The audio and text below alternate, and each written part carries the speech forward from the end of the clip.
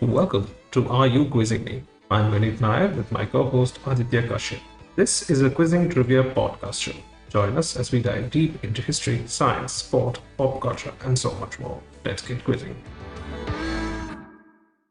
And we're back for episode number 44 of Are You Quizzing Me? Aditya and I are back with your favorite quizzing podcast show. Before we start today's episode, there is the small matter of the audience question, which I answer at the end of the episode. So, X is an honorific bestowed by the state of Israel, commemorated by a medal. Those recognized by this honorific title are honored in a section of Yad Vashem, Israel's official memorial to the victims of the Holocaust. Identify this honorific and the reason why it's conferred. I'll just repeat the question. X is an honorific bestowed by the State of Israel, commemorated by a medal. Those recognized with the honorific X are honored in a section of Yad Vashem, Israel's official memorial to the victims of the Holocaust. What is this honorific X and what's the reason it's conferred? I'll answer this question at the end of the episode. And before we go to the regular questions that we ask each other in a back and forth fashion, Aditya has a banger of a question that he had kept us on tenterhooks for from last episode. So, Aditya, what was your question and what is your answer? Vineet, my question last week was what word would be common between both English and Telugu and would make a lot of sense because it is common between these two languages? And I realized the answer was right there, as my weekly answers always are. Or at least Mm-hmm. I find them and then I pretend they were right there. And here's where some basic knowledge of English helps. Because as any child who starts learning English knows that there are five vowels in English, right? What are they beneath? A, E, I, O, U. Yes. And if you were to pronounce them all together, it basically sounds like ayo, which is a very common word in most Dravidian languages, including Telugu. So, if ayo was a word in English, it would make learning English so much easier because it is a word made entirely of vowels and no other consonants. And that would be so simple and beautiful. I imagine Telugu should definitely loan English that word. I don't want to burst your bubble, but IO has officially been introduced into the Oxford English Dictionary. Well, I definitely knew that. I'm not, yeah, definitely saw that coming, I guess. Guys, just to be completely frank here, this is a morning recording session for Are You Quizzing Me, Yeah. which does not happen normally. So if we do sound a bit off, it's probably because of the morning hours. But hey, let's assume that it's going to be as great an episode as always. Okay. Yes, in spite of the fact that we are like vampires being blinded by the sun right now. As Aditya mentioned, IO is in fact a word which is it's spelled AIYO, and it was, I think, in the past couple of years, I'm not sure which year, I would have to look it up, but it has been included in the Oxford English Dictionary. And it is, as he also mentioned, a universal among the South Indian languages, the Dravidian languages, Malayalam, Kannada, Telugu, Tamil. So it all basically is like an interjection. You basically express it to express distress or regret or fear or things like that. So then my appeal is to OED to change the official spelling and make it AEIOU. Just for the lols of it. IO. Another fact, and I like the fact that you went with vowels with Telugu, because I remember, again, this is just off the top of my head, I remember there was this European traveler, I don't remember his name, who called Telugu the Italian of the East, the Italian language of the East, because apparently the Italian language and the Telugu language share this thing where a lot of words end in vowels. So, Aditya, your vowel thing does make sense in a way. I definitely knew that as well. Thanks, Vineet, for always and sort of my ridiculous answers. I appreciate it. Yeah, yeah. Okay, so after those shenanigans, Aditya, why don't we start off with a question from your side? All right. Let me begin the proceedings. Vineet, which Indian TV show actually originated in Brazil in 2007, also had a Pakistani version, and finally came to India in June of 2012 and was revamped recently in 2023. You lost me there when you said Indian TV show. I don't watch a lot of Indian TV, but is this like a reality show? You know what? I should correct myself here. Not necessarily a TV show, but it's more Okay. of a series. So I use the word Oh. TV show very liberally here. It's more of a Oh, series. okay, okay. So when you say TV show, my mind automatically goes to reality TV shows and game shows and things like that. Okay, fine, fine. So a TV series that came from Brazil and then to Pakistan and then to India, and it was revamped recently. 2012, you said, right? 2012 was when it first launched in India, yes. Okay, my knowledge of Indian TV series from that time is a little poor. Like the my go-to answer to for everything is CID or Ahat. Hmm. Okay, this is not a fictional series. Let me give you some more information about this. Okay. Like I said, it originated in Brazil in 2007. Uh It huh. came to Pakistan in 2008 and it was wildly popular in Pakistan. It has had 14 seasons in Pakistan. Oh wait, is this Coke Studio? It is Coke Studio, you are right. Oh, Because I was just thinking of what we would have copied, like what would have been popular in Pakistan, which we would have gone over. Yeah, yes. Now the question makes a lot of sense. Yes, Coke. Also, Coke Studio started in Brazil. that is actually what was the most interesting part of this question for me. That it started in 2007 in Brazil as a unique fusion music project that aimed to blend two contrasting Brazilian artists and their musical styles. So that's when it first started. I really want to find more of Coke Studio Brazil information or videos or music. I haven't been able to find it. So if any listener wants to share it with us, I'd be very grateful. Please send it to us on our social media or on our email. More information at the end of the episode. But yeah, it started in Brazil in 2007. It became wildly popular in Pakistan starting 2008. But every season feels unique in some way, shape, or form. And there have been just absolute viral successes from Coke Studio that have been popular in both India and Pakistan. And in 2012, Coke Studio launched in India. Do you know what was it called in 2012 when it was launched in India? It wasn't called Coke Studio India. It wasn't called Coke Studio. Oh, okay. In 2012, it was just called Coke Studio, I think. Coke Studio at MTV. It was an MTV Oh, collab. okay. It was an MTV thing. Okay. Yeah. So in India, it was called Coke Studio at MTV. And then in 2023, it relaunched, and the name is. I just listened to Khalasi Man. I don't see the credits. Well, okay. If you had noticed the classy, even if you watch the video, you'd see the background very clearly says Coke Studio Bharat. Bharat. Okay, yeah, that's the current trend right now. Yeah. They also have a Coke Studio Tamil version, and that one is called Coke Studio Tamil. Okay. I have no segue into this, so I'm just going to ask the question. X is an fictional character published in the USA by magazine publisher Street and Smith, with writing by writer Walter B. Gibson. Originally created to be a mysterious radio show narrator and developed into a distinct literary character in 1931 by Gibson himself, X has been adapted into other forms of media, including American comic books, comic strips, serials, video games, and feature films. The radio drama included episodes voiced by Orson Welles.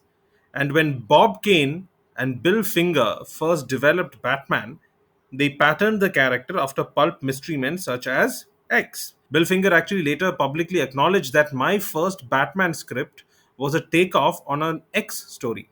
So, which character am I talking about? Who is X? So you mentioned Orson Welles. He was part of some radio production of it. Did you mention Yeah, that? the radio production. So there have been a lot of adaptations of this particular thing. There's been radio programs, there has been comic strips, there have been comic books which have been published. At some point, also, I think a syndicated daily newspaper comic strip as well. Hmm. This has been published by predominantly DC Comics, Dark Horse Comics, Dynamite Entertainment. And what was the time frame? One more time. So it branched off to become its own character in 1931. Okay, so this is a guess, kind of in a roundabout way, Hmm. because I know some. of the inspiration behind masked superheroes comes from the Mask of Zorro? Zorro? Is Zorro the character in question? No, of course, Zorro is not the character in question. Yes, you are right though that a lot of masked superheroes and the archetype of the masked superhero comes a lot from Zorro, but no, this is not Zorro. Hmm. Basically, see, when you look at Batman, Batman is a guy, he has no superhuman abilities, right? Hmm. That is the same for this character in print and radio, where he's an expert detective, skilled marksman, is a master of disguise and stealth. But in film and in some radio shows, he's been given certain psychic abilities and low level superhuman strength as well. Okay. And another thing he has common with Batman is that he basically operates on fear, terrifying criminals in the name of justice. Okay, I'll give you another clue. Gibson himself claimed that the inspiration for this particular character was Bram Stoker's Dracula, So Gibson is the creator of the character in question. of the character in question. As I mentioned, there have been a lot of, I think, around at least five feature films on this character. And the last one was released in 1994 and was played by Alec Baldwin. Alec Baldwin, 1994. In the movie, he's given psychic powers and the ability to hypnotize people into making them think. Basically, he clouds people's minds, I think is the term used in the movie. That sounds like a lot of superheroes and supervillains. I'm not able to quite narrow this down. Yeah. This is okay. This is basically, I asked this question because this is one of my favorite characters, so it's a little indulgent question. But at the same time, this character's inspired a lot and has been referenced quite a lot in other shows and TVs, but not many people know of them, despite its rich history. Interesting. You may have heard of his tagline, or at least the tagline originated when during the radio show, but it's also become part of the character now. Who knows what evil lurks in the hearts of men? Wow. This is from a comic book character that sounded, and I've heard it obviously before. I would have assumed it's from some classic literature, but from a 20th century comic, oh, that's pretty cool. Yeah. At the end of the episode, especially for the radio dramas, they also use the phrase, "The weed of crime bears bitter fruit. Crime does not play. Pay. Sorry, crime does not play. Crime does not pay. The X knows." Crime does not play would be very offensive to the Joker. His whole premise of crime is to play with and toy with his opponents. Okay, but coming back to the question, I'm completely blank here. I do know a fair bit of my Marvel and DC superheroes, but I can't think of anybody who's served as an inspiration for Batman. So yeah, I don't know. Okay, so then I'll just tell you the answer. The answer is the Shadow. Have you heard of the Shadow?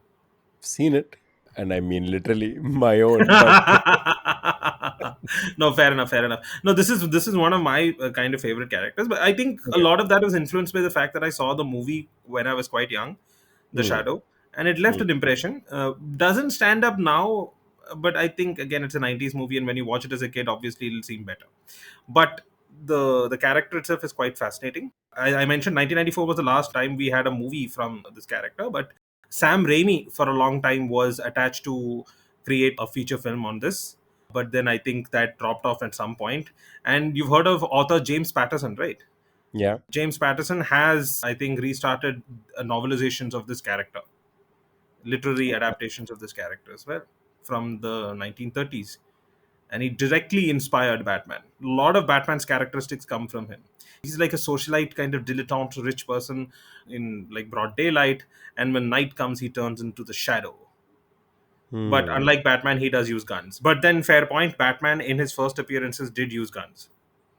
Batman in his more recent appearances also has used guns. Yeah, I don't think people consider that to be a true Batman. Let's say it's a multiverse Batman. Listen, if anything, if American standards are to go by, everybody should have guns. So why not Bruce Wayne as well? No, I really enjoyed Batfleck's performance as Batman. Hmm. It Hmm. was it was good. It brought that kind of Frank Miller esque you know feel Hmm. to the movie, but overall the movie was not good. I would agree with you entirely, except that the fight sequence where he is using lethal force in that movie Oh is yeah, the warehouse, clearing the ominous. warehouse. That warehouse That's what I scene meant. is That one was of the bruiser. He's the bruiser in that. I mean, he literally just throws people around. It. I mean, like that's what you get from the no, the comics, right? I don't think anybody's shown that, right? The visceral feeling of seeing somebody's skull crack, I don't think Oh, it's been captured better than that Batman film where he just throws a crate onto this random yeah, green, and it is in the most violent way. It is very cathartic. It is just wow. What was that scene? yes. All right. So that's a great question, and thank you for introducing me to a whole new world of superheroes, I guess, or fictional characters which I had not known before. I'm gonna go check out the Shadow. Crime doesn't play. We should make that into a t-shirt. The crime doesn't play. Okay. So speaking of an unknown origin for something commonly known, oh, that's a Okay. terrible segue. You'll know why once I come to the question. Were you an avid user of Windows XP? Yes, Okay. reasonably. Which Windows have you used and which ones have you not used? Okay, so I have technically used Windows 3.1, 95, 98, 98 SE, 2000 XP, Okay, then all right, Vista. got it. Yes, all of them. So I've used all of them, but I'm not an expert in any of them, and I've forgotten a lot of those things. So uh, that's my C by A before you ask the question. I'm actually surprised that you have used 3.1 as well. Okay, Yeah, yeah. but the question here concerns Windows XP, and this is an anecdote, but it has been shared on reliable sources, so I'm gonna use it as a source for my question. The anecdote comes from somebody who used to work as a product support person for Windows XP. Now, there was something which was relevant in pop culture back when Windows XP was popular, and that particular pop culture artifact or item would cause Windows XP computers to crash. Okay. For now, I'm just going to leave you at that. Do you want to take a wild guess at what? I'm not even asking for specifics here. What kind of pop culture artifact or item was making the laptops crash? Oh, is it something related to the internet, as in when they were trying to load a particular website or look at something particularly? You would think that's a great guess, but no, it's not. Not. Okay, Uh, okay. Were they trying to watch the Lord of the Rings DVD, which was like, or the ripped version of the Lord of the Rings, which was like 4 hours long, and Windows XP was like mercy, mercy, and then just crashed? Also, fantastic guess, but no, not quite close. Closer, but not quite close. Okay, so we've moved from. Moving from the internet towards pop culture and entertainment. You're getting there. Okay, so wait, is this somebody trying to download songs through LimeWire, and then viruses corrupt the entire thing, and Windows just says mercy and crashes? No, not really, not really. Okay, so let me now at this point give you a hint. Okay, the person in question is Janet Jackson. And have you heard Janet Jackson's Rhythm Nation? Yes, I have heard Rhythm Nation, but So then let's move on to the next part of the question. Why would Rhythm Nation make the Windows XP laptops crash? wow, Rhythm Nation made laptops crash. Is it the size of the MP3 file? No. Okay, this is weird. What they realized was not only would my laptop, if I was playing Rhythm Nation, crash, it might also crash the laptop of the person sitting right next to me. Wait, what? How is that possible? Okay, is it like one of those things where you could, in the past, use telephone signals? You could mimic sounds and make telephone signals and get things done through the internet when it was still dial up. So, is it something like that where the beats of Rhythm Nation somehow created a shutdown command or something? No, no. No. Oh, dude, I have no clue, but I am fascinated by now. Okay. So this was discovered by one of the major computer manufacturers, as you would know, as most people would know, that Microsoft, at least back in the day, was not manufacturing laptops on a large enough scale, and most of Windows XP and the different Windows platforms were used on other PCs. So Hmm. one of the major computer manufacturers, and I've not been able to find which one, but one of them discovered at some point in the 2000s that this particular song would make not just the laptop playing it crash, but even the laptop nearby. This had something to do with the hardware used, especially in the older laptops. So it won't happen anymore, but it used to happen in the older laptops. And hardware is a good way to think about it. The hardware in older laptops, which you would not find, that kind of hardware you would not find in newer laptops. See, I could guess that maybe the song for some reason caused something to overheat and shut down. But then why would it cause the laptop nearby to do the same thing? Is it the vibration from the laptop speakers or something? Oh, you're just circling the answer at this point. Circling You're around good. the answer. Oh god. Vibration, this, it caused the, I don't know, the processor get deseated from it, but I don't know. I have no clue, man. This is as far as I go. You are aware that laptops these days, computers these days, do not use the old classic hard drive anymore. Yeah, we use solid state drives, most of them, right? Lovely. So you are aware of that. So older hard drives used to actually have a spinning disc. Yes. And we're talking about a song. Can you make that connect for me? Because you're so close. I just wanted to get it. It'll be playing it off the hard disk, right? And the hard disk spins at a predetermined speed, and they'll have a predetermined speed. Perfect, perfect. Okay, so I'll give it to you at this point because Rhythm Nation contained one of the natural resonant frequencies on laptops with Oh. 5400 RPM. Okay. And it is one of the few songs that does have it. So if I was playing it on my laptop, not only would my own laptop crash, if your laptop right next to mine also had a similar hard drive, your laptop would also crash. Imagine that as like, one of the plot points in a Mission Impossible film, like or a James Stop the Bond song. film. Stop Janet Jackson. Yeah, villain has decided that they're going to destroy the world, bring down Wall Street and the US government and the British government by playing Janet Jackson's Rhythm Nation. And interestingly enough, eventually the way to fix this problem was to add a filter to the speakers so that they would eliminate that particular frequency. So it would not Oh, play that specific frequency. this reminds me of that thing where an army crosses a bridge, and because they are stepping in tune to the same resonant frequency of the bridge collapses. This I believe was like seventh standard physics when we learned it, and then Yeah. well, this would be an update to seventh standard physics. Janet Jackson's Rhythm Nation. Nice, nice. Okay, I'm going to give you a list of names, and you have to tell me what is common among them. It's a non exhaustive list, but I'll give you a list of names: Constantine the Second, John the Eighth, Gregory the Sixth, Sylvester the Fourth, Innocent the Third, Nicholas the Fifth, Clement the Seventh, and Felix the Fifth. Latin origin names and numbers. I'm gonna guess. Does it have anything to do with the popes? Afsos, that is what the answer I knew you would give. But they are not popes. You're very close, but they're not popes. So, if you were, say, looking at the Judeo Christian religion, especially the Catholic religion, and if I told you that these were not popes, what would your opposite answer be? The opposite of popes? Um, um, Judeo-Christian religions and not popes. No, no. Think of the Catholic religion in general, not just Judeo Christian, Okay. Catholics in general. Interesting. Catholic specifically,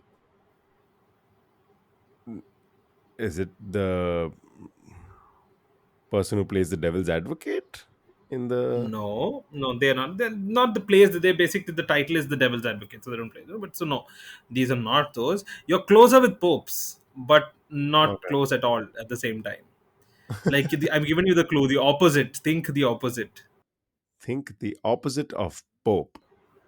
I, Exactly.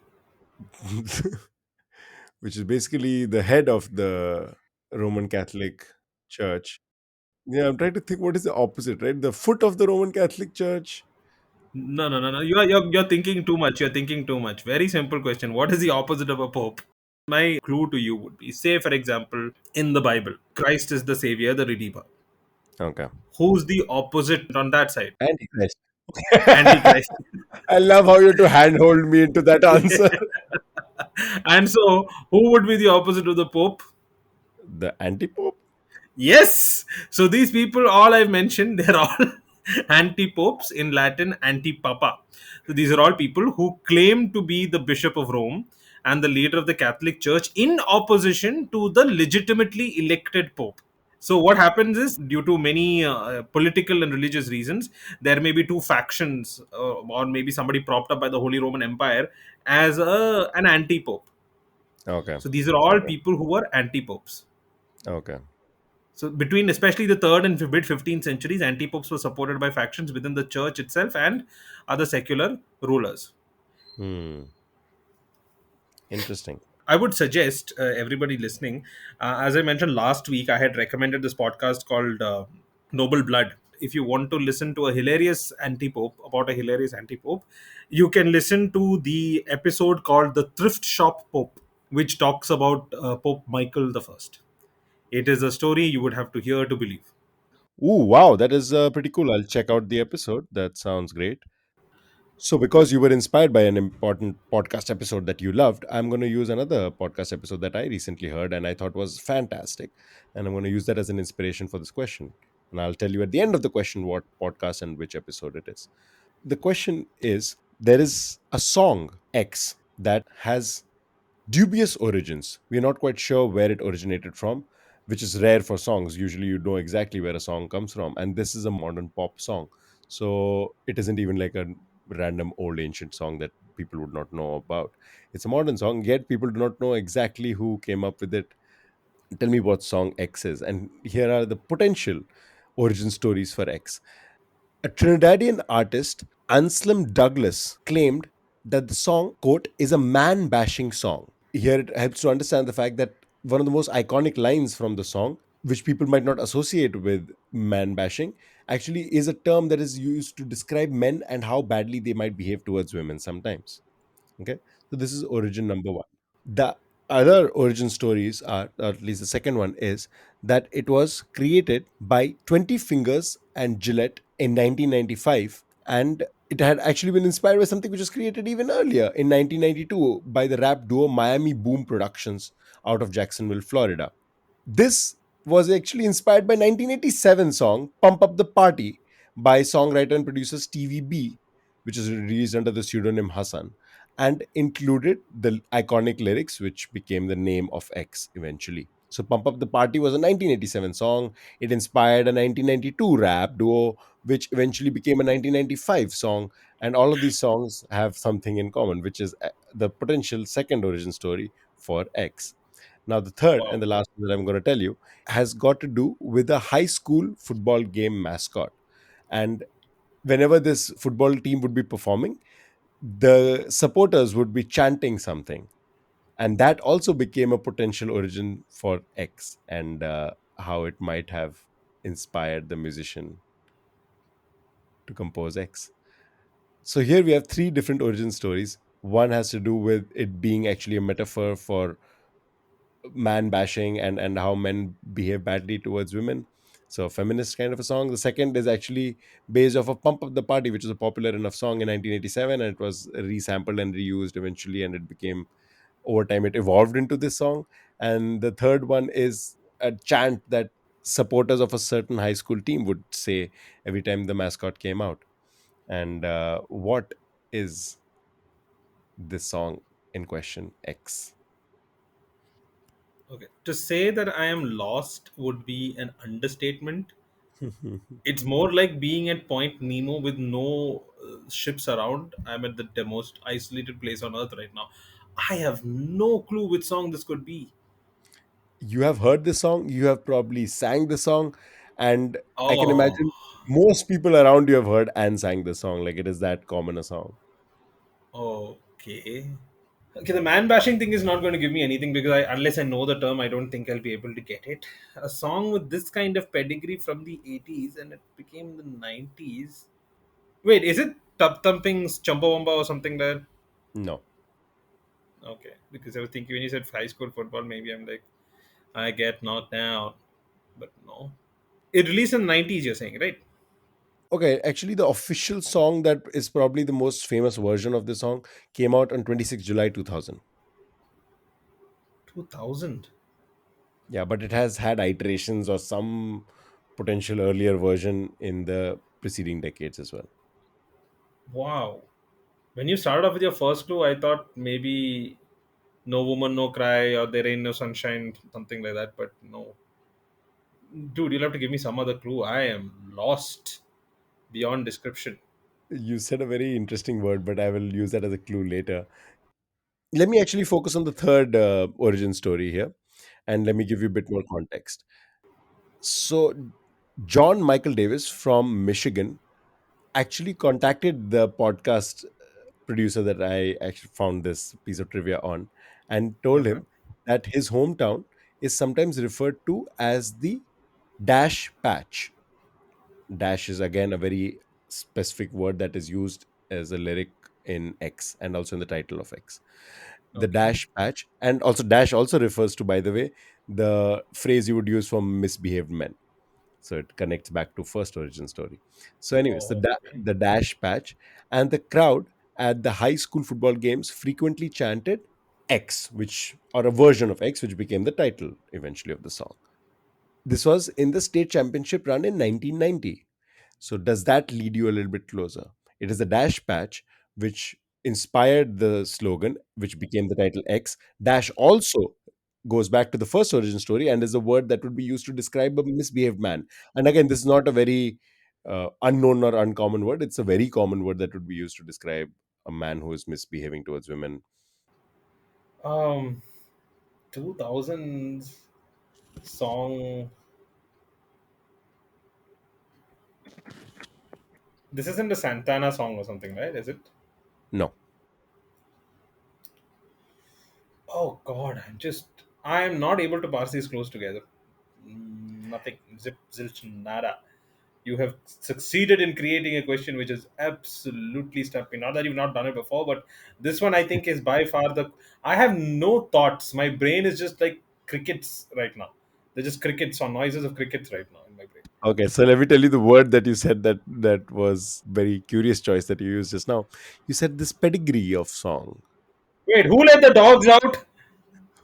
Who Let the Dogs Out is actually the song. Yes, you're right. Oh my God.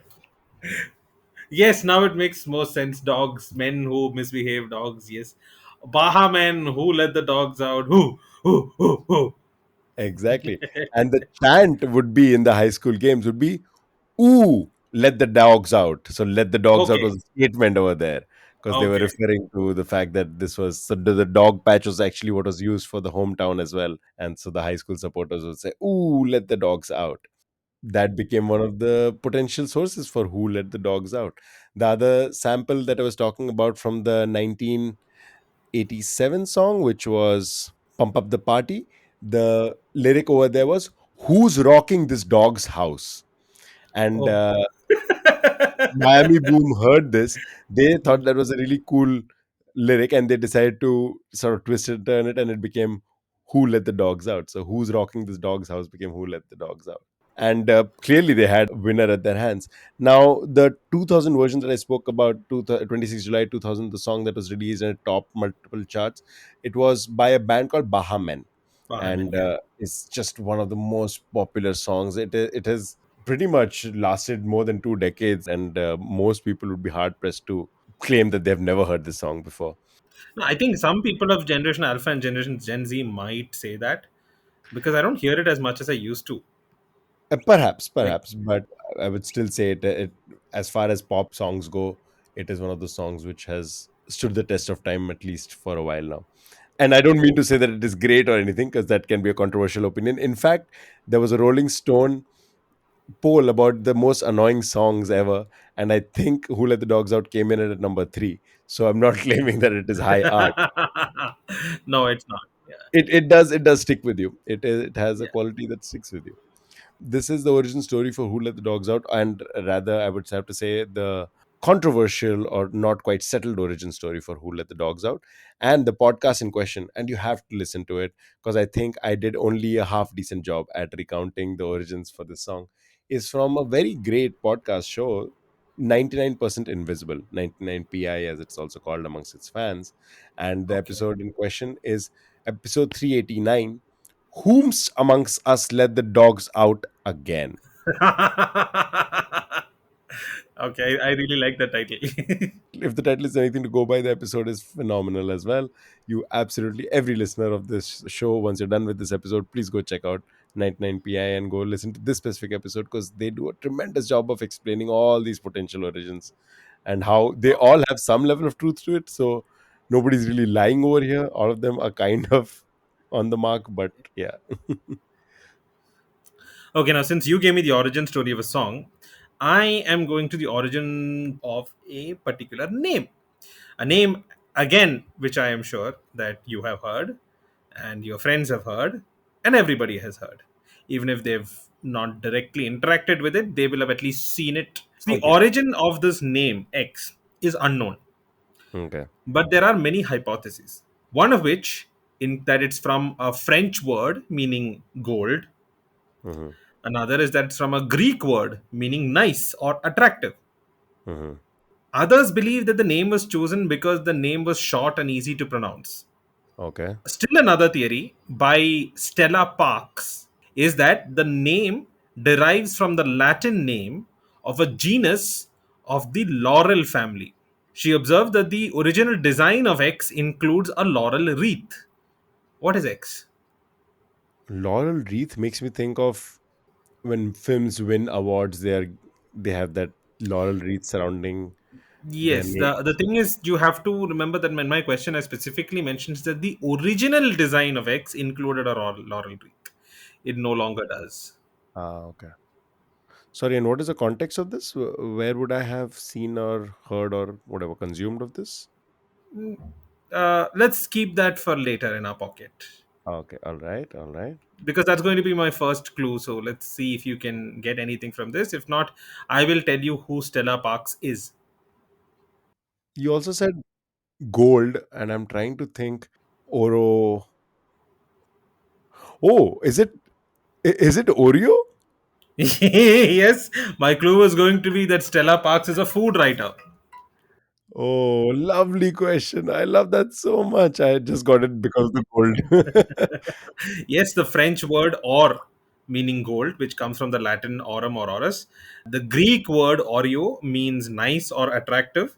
Stella Parks, the food writer, her theory is that the name derives from the Latin Oreo daphne, which is a genus of the laurel family. Now, her theory comes because the original design of the Oreo cookie, which you can see online, had a laurel wreath, and there are posters and you can see copies of ads of the original ads from the National Biscuit Company, which we now know as Nabisco, in which the Oreo sandwich is advertised, and you can see the Oreo biscuit with Oreo written in the center and a laurel wreath all around it.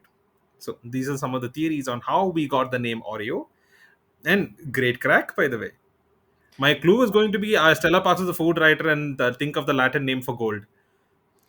So here I gotta confess that I did not think of Latin orus and aurum. Now that you say it, of course I should have thought of that. Instead, I was thinking of the Spanish oro, Ah. and that's why oro was very close to Oreo, and that's how I got it. Oh, okay. No, no, fair enough. All of those have Latin origin, so all of that Yeah, is true. perfectly fine. So, Oreo, maybe a lot of people don't know this, but is an imitation, or was, well, somebody might call it even a rip-off of the original, which was Hydrox. There's a biscuit oh, called Hydrox, which was the original, which was very similar to what an Oreo is. Oreo just surpassed it. It came in as a competitor. It would be like Pepsi came on and Coke just disappeared from the market. That's the level of usurping of the title that Oreo managed to do with Hydrox. So Hydrox is the original. I think Netflix and Blockbuster is a better analogy here. Perhaps, but I think Netflix also had the advantage of pivoting at some point and doing something else Which Blockbuster entirely. did not do. Yeah. They tried. Actually, there's a fun little story there as well, where Blockbuster also was not a stupid company. They were seeing the trends and patterns, but just the fact that they were not able to pivot as easily Netflix as was a more some. agile Yeah, company. yeah. Netflix also has some fascinating stories behind it. I remember at some point they renamed their DVD mailing service, and there was a huge backlash from. I don't know why there were fans of the mailing service too. Again, for our listeners, there is a podcast called as Business Wars, and there is a series of episodes, a limited series of episodes called Netflix versus Blockbuster. Fascinating story. I think that's where I heard it as well. So we have recommended this podcast in the past, and I continue to recommend it. It's a great, great show. It's a great podcast. It's a great podcast. I think we have run out of time for today. Before we leave, Aditya, do you have a question for our audience for next week? Of course, I do, Vineet. How could I not have a question for our lovely audience members? Stella Parks actually was mistaken that Oreo got its name because of the because of the wreaths that Oh, we're so gonna get sued for this. the original design. No, no, I Stella Parks would appreciate this answer too. Shout out to Stella Parks and please go listen to our podcast as well. So I believe Oreo has its origin in India actually, and how and why and which Indian language this time I'll decide next week. So please stick around for that. Yeah, definitely come back for that. Yes, come back for that. I had asked an audience question at the beginning of the episode. The question was X is an honorific bestowed by the state of Israel, commemorated by a medal. Those recognized with this honorific are honored in a section of Yad Vashem, Israel's official memorial to the victims of the Holocaust. My question was, what is X? What is the honorific itself? And what is the reason it's conferred? Why is it conferred? Any guesses, Aditya? Is it the same thing that Oscar Schindler also got? Is it the Yes. Yes. I don't remember the name, or I mean, I'm not able to recall it right now. It is the honorific that is given to any non-Jewish person who helped the. Exactly. So you've got it. The honorific is righteous among the nations. Correct. Yes, that's It's called righteous among the nations. It's an honorific used by the state of Israel to describe non-Jews who risked their lives during the Holocaust to save Jews from extermination by the Nazis. right. And I think watching Schindler's List at the end when the title card comes, I think that's where I first saw that, and that was a pretty cool little piece of trivia. I really, really like that as an ending for a film. By the way, what a beautiful ending where they all go pay their respects at the grave of Schindler, Oscar Schindler. There is a British official who, during World War II, helped smuggle out a lot of Jewish babies during the occupation of France. I don't remember exactly where it was, from somewhere in Europe. He helped a lot of babies escape the Nazis. What he did was almost completely unknown.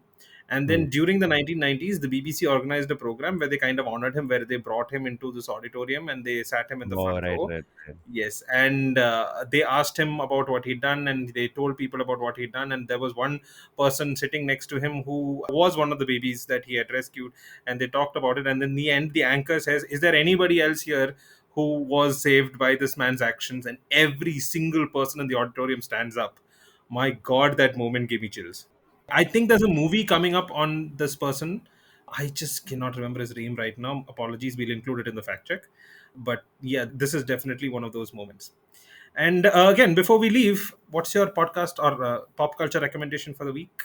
I already made a podcast recommendation. Just to repeat it one more time, please go check out episode 389 from 99% Invisible, 99 PI. And the name of that episode is Whomst Amongst Us Let the Dogs Out Again. It is the origin story or origin stories of Who Let the Dogs Out and where it potentially could have come from. Fantastic episode. And once you're done with that, you could also go watch this film that I recently watched. It's in the theaters. Here, I have to admit, I'm a sentimental fool. Sometimes, even the most basic of films, it gives me a nice little cathartic cry. And I had that experience very recently, so I'll share it with the listeners. 12th Fail. 12th Fail is a movie right now out in theaters. It stars Vikrant Masse. It is very simple, very beautiful, and I believe inspired by a true story. It's a film that hits the right spots. So yeah, I watched it very recently, and I would recommend people to go check it out. Great. I have, apart from the podcast that I've already recommended in this episode, as again Noble Blood, which I recommended last week, and Business Wars, which both Aditya and I have recommended in the past, I am going to recommend a completely different podcast from what we usually listen to or what we usually talk about or recommend. The podcast is called Jackie the Ripper. It is one of the weirdest audio dramas I have ever heard. I'm not saying it's weird in a sense. It's got some excellent voice acting, very good audio design. It's very well produced. 3 seasons of Jackie the Ripper. And I'll just give you a little tease about what it's about. It is a fictional audio drama about a gender swapped Jack the Ripper story set in modern day Whitechapel and presented as a comedy. What? The comedy part really threw a curveball. Okay. Yeah, yeah. I mean, like, just to give, it's like airplane like comedy. So you have, I think, one character says, "I was once even hit by a sniper," and they're like, "What? Yeah, slapped me right across the face." So that kind of comedy, 3 seasons of it, it does drag on. It's not perfect. It does drag on a little bit in places. There are a little too many rants from one of the main characters, but it is very well done. Okay, great. I love that. And that's all for this episode. Thank you for listening in. We hope you enjoyed the show and learned something new. If you liked what you heard, please consider subscribing to our podcast and leaving us a review on your favorite podcast platform, wherever you are. Just take 2 seconds after listening to this to go subscribe to us and to leave us a 5-star review. It'll help us reach a wider audience and allow more people to discover and enjoy the show. We'd also love to hear from you, feedback, suggestions, even trivia. You can send us questions that you want asked on the podcast.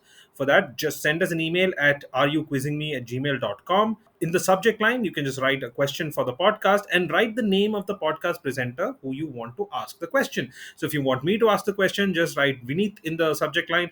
If you want Aditya to ask the question, just write Aditya in the subject line.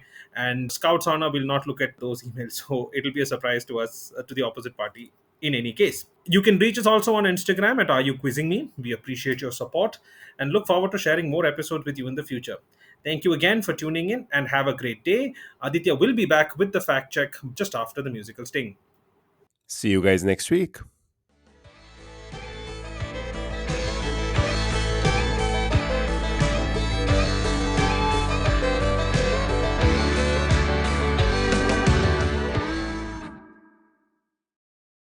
And here's the fact check for the episode.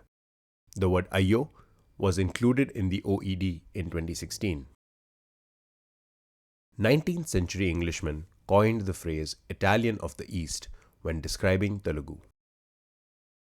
In July 2011, Netflix announced that it would divide its streaming and DVD video services, offering DVD rentals under the brand name Quickster. Less than 1 month after the change was implemented, Netflix backpedaled its plans after intense backlash from users and losing an estimated 1 million subscribers. Sir Nicholas George Winton was a British stockbroker and humanitarian who helped to rescue Jewish children who were at risk of being murdered by Nazi Germany during the Holocaust. The wider world found out about his work in February 1988 during an episode of the BBC television program That's Life, when he was invited as a member of the audience. The host of the program introduced Winton to children he had helped rescue. Later, in a follow-up, the host asked whether anybody in the audience was among the children who owed their lives to Winton, and if so, to stand up. More than 24 people surrounding Winton rose and applauded. The host then asked if anybody present was the child or grandchild of one of the children Winton saved, and the rest of the audience stood. The 2023 biopic, One Life, is based on his life. And that's all for the fact check.